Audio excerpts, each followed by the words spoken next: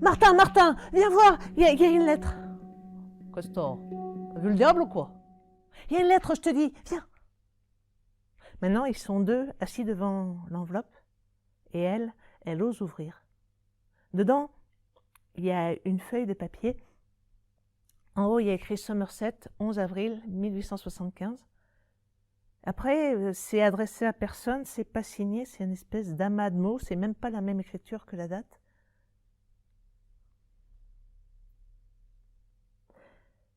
Papa, nanan, je se suis pas nord, je se suis vivant.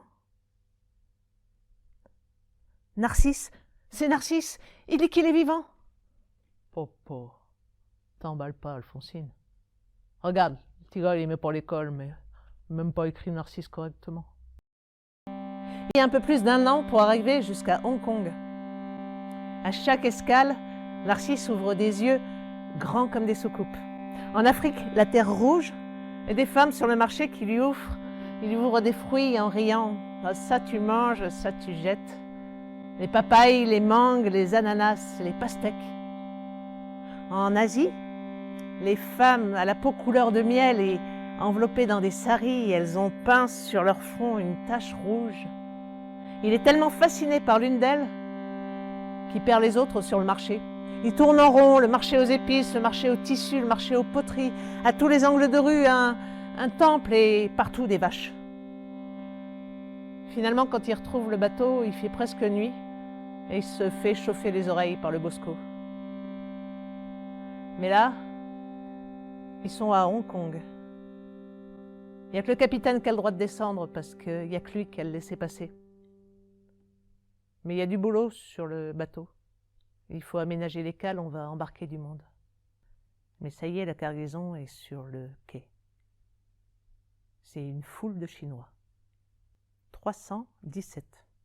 317 Chinois, entassés en bas comme des esclaves.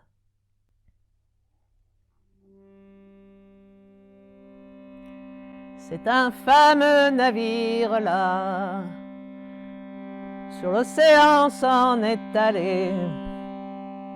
C'est un fameux navire là, sur l'océan s'en est allé.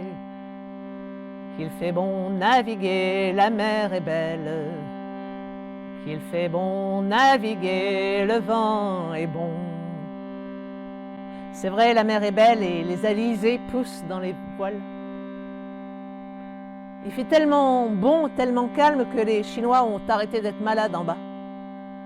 Il faut s'organiser, on les fait remonter par groupe de 50 sur le pont. Mais c'est à l'Assomption que ça leur tombe dessus. La bonasse, la pétole, le poteau noir, le calme plat. Mer d'huile, pire calamité des marins, pire que la tempête. A navigué longtemps sur mer, mais un jour le vent est tombé. A navigué longtemps sur mer, mais un jour le vent est tombé. À quoi bon toute ta voilure s'il n'y a pas de brise pour la gonfler? Dans la boîte d'Alphonsine, il y a cette autre lettre qu'ils ont reçue. Ils l'ont reçue 3 ans après. 3 ans. Elle a cru qu'elle devenait folle. 3 ans sans nouvelles. Et puis cette lettre-là, une lettre du ministère. Monsieur, madame, nous avons le regret.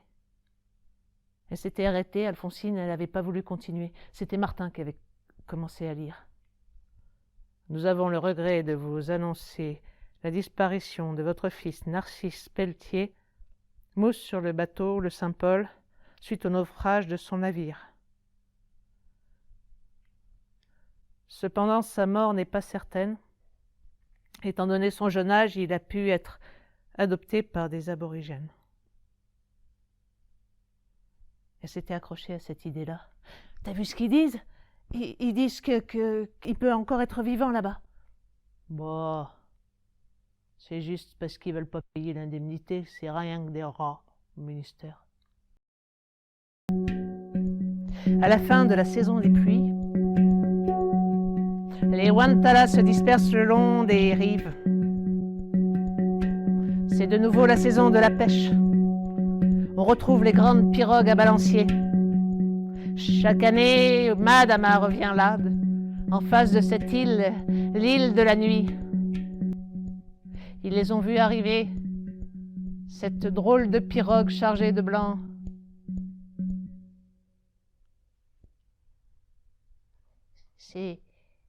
C'est des esprits mauvais. C'est des esprits qui apportent la maladie, la mort. Il faut qu'on parte d'ici.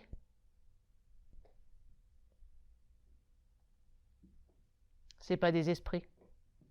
Les esprits n'ont pas besoin de bateaux. Des blancs comme ça, nos pères en ont vu. S'ils sont pas partis ce soir, on les chassera.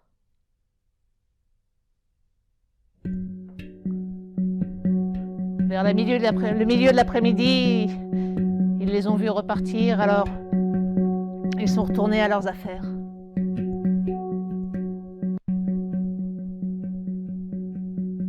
Le lendemain matin, les femmes sont allées chercher des ignames pour les faire griller pour le repas. Les hommes sont en train de remettre la pirogue à l'eau et les femmes reviennent. Ils en ont laissé un. Ils en ont laissé un du côté de l'arbre caillou. C'est la maladie, la mort, il faut qu'on s'en aille d'ici. Quand Narcisse rouvre les yeux, il les voit penchés sur lui. Deux grands hommes appuyés sur leur lance, leur peau sombre, nue. Derrière, il y a trois femmes qui ont l'air de se cacher un peu. Il lui parle, mais il comprend rien à ce qu'ils disent. Il en voit un qui montre sa tasse de métal, alors il la donne. Il fouille dans sa poche, il donne aussi son mouchoir. C'est pas un esprit. Les esprits font pas de cadeaux. Vous allez chercher de l'eau, il n'a pas l'air bien en point. Et cherchez à manger aussi. Nous, on va vérifier à la plage si les autres reviennent pas. Narcisse écoute cette langue qui fait comme un bruit de cailloux. Il regarde les femmes partir d'un côté, les hommes s'en aller de l'autre. Ça se trouve, ils vont chercher les autres pour m'attraper et me manger. Ouais. De toute façon, pour m'attraper, il n'y a pas besoin d'aide. Au point où j'en suis, puis pour me manger, il n'y aura pas grand-chose à manger. Et puis s'ils ne reviennent pas, de toute façon, moi je suis mort.